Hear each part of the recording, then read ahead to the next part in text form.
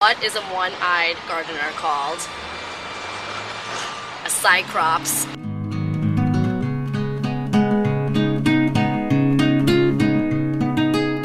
My name is Adrienne Wilson, and I am the Director of Education at Green City Growers. I lead and develop and implement educational programs at schools. I'm Leilani Mroczowski, and I'm an educational farmer. Basically trying to teach people how to farm their own food in any capacity, anywhere.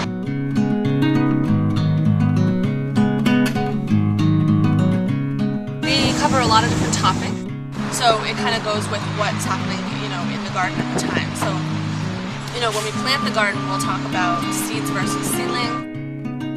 We talk about compost and what makes up our soil.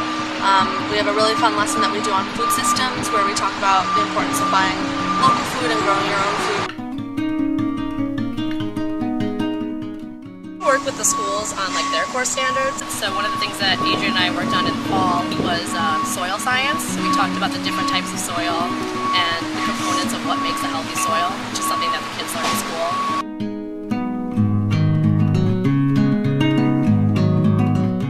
Hands-on activities are really fun.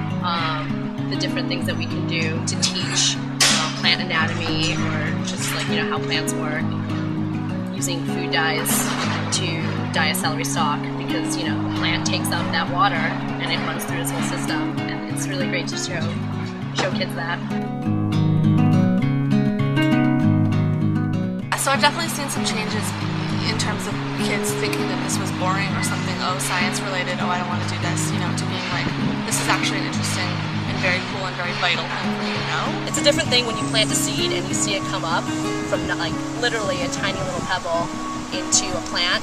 I think kids are more invested in eating their food. It's not like, oh wow, isn't it really magical how you put a seed in and then it turns into this? And I was like, yeah, that's super magical. And I'm glad to be able to be helping kids learn that truth, yeah, it's magic and it's awesome. And it's good for them to know that, because they don't, especially kids who live maybe in Boston, in the city, they don't get as much access to